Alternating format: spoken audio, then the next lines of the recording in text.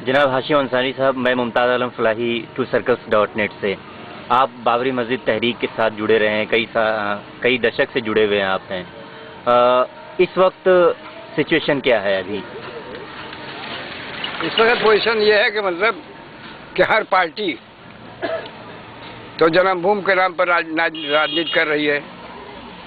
हमारे मुस्लिम लीडर जो हैं वो अपने ज़ाती फायदे के लिए पार्टियों के अंदर हैं।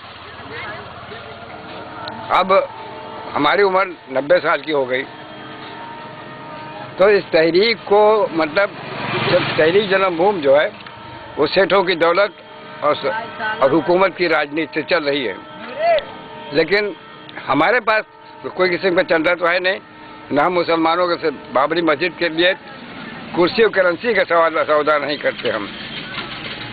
लेकिन सवाल ये है कि मुस्लिम लीडर खाली मुसलमान बनकर के मुसलमानों को बेवकूफ़ बना रहे हैं। हर पार्टी के अंदर हैं, भाजपा में भी मुसलमान हैं, समाजवादी में भी हैं, कांग्रेस में भी हैं, लेकिन तहरीक बाबरी मस्जिद को नुकसान जो पहुंच रहा है वो से उसके जिम्मेदार से मुसलमान हैं। बाबरी मस्जिद 6 दिसंबर 1992 को टूटी थी। मामला अदालत में चल रहा है। आपको लगता है कि मामला मुसलमानों के फेवर में जाएगा? सवाल ये है कि अगर मतलब दबाव और राजनीति अगर की गई तो उसकी दूसरी बात है, लेकिन जहाँ तक कानून का सवाल है और सबूत का सवाल जहाँ तक है, वो हमारे पास मतलब 550 बरस के सबूत हमारे पास मौजूद हैं। सबूत की बिना पर हमारे खिलाफ फैसला नहीं हो सकता, लेकिन मुकदमा जो डिले हो रहा है उसमें हुकूमत की साजिश है। जी हाशिम अंसारी साहब, आप 90 साल के हो चुके हैं। 92 में जो कुछ घटना घटी इस अयोध्या नगरी में, आप उस वक्त यहाँ थे, आप उसके चश्मदीद गवाह हैं। मुख्तसर में हमें बताइए कि क्या हुआ था उस दिन, आपके साथ क्या हुआ था? भाई सवाल ये है कि सर 26 नवंबर से भीड़ आना शुरू हो गई और रेल मंत्री जाफर शरीफ थे और पूरे हिंदुस्तान के कोने कोने से स्पेशल ट्रेन आ रही थी। नरसिंह राव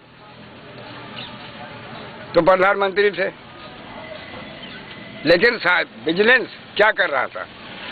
हुकूमत की साजिश से, हुकूमत की पूरी ताकत से मूर्ति रखी गई, हुकूमत की ताकत से, और मुकदमा जो डिले हो रहा है वो भी हुकूमत की साजिश है। और हम लड़ाई तो भाजपा से हम लड़ाएं, फायदा भाजपा समाजवादी पार्टी उठावे, फायदा कांग्रेस उठावे। हम ऐसी दुश्मनी लेने के लिए तैयार नहीं। क्या आपको कोई तकलीफ पहुंची थी उस दिन, आपको जाती तौर पर, यानी आपका कोई नुकसान हुआ था उस दिन जब लाखों कारसेवक शहर में थे? 2 दिसंबर को हमारे घर को घेर लिया और हम फंस गए।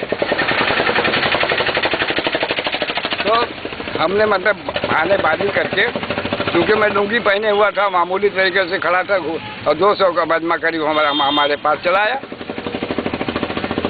तो हम अपने बहाना करके घर से निकल करके CID ऑफिस गए। उसके बाद SSP के यहाँ गए, सबने साफ जवाब दे दिया कि हम आपकी मदद नहीं कर सकते। यहाँ जज बैठा हुआ था मुरादाबाद का, उससे बातचीत किया कि आप क्या कर रहे हैं, क्या मस्जिद गिराने के लिए आए हैं?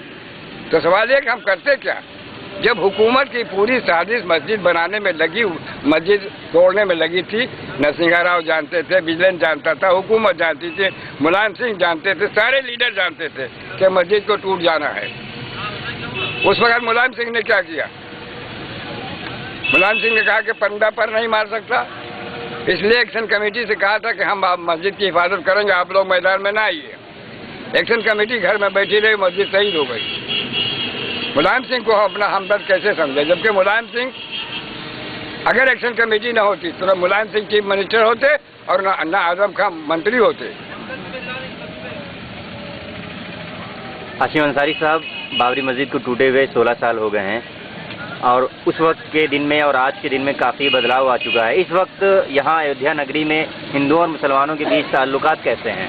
भाई ये देखिए, हमारी पॉलिसी हमेशा रही, मुकदमा अपनी जगह पर है, लेकिन यहाँ की हिंदू बॉडी जो है, हमारा उनसे आपसी भाईचारा सब कुछ मौजूद है, चाहे वो कोई महंत हो और चाहे सियासी लीडर हो, सबसे हमारा भाईचारा बना हुआ है।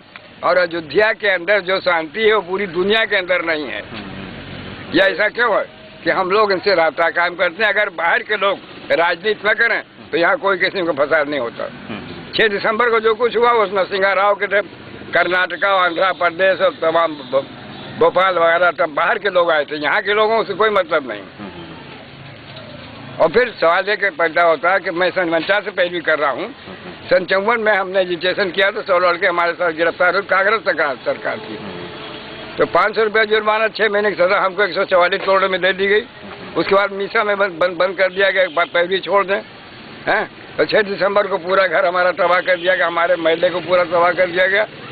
तो सवाल ये पैदा होता है कि मनमोहन सिंह ने सारे सिखों को मुआवजा दिया, 3-3 मरतबा दिया, लेकिन अयोध्या के अंदर क्यों नहीं मुआवजा अयोध्या के मुसलमानों को दिया? 270 मकान जलाए गए, लूटे गए और तबाह बर्बाद किया गया।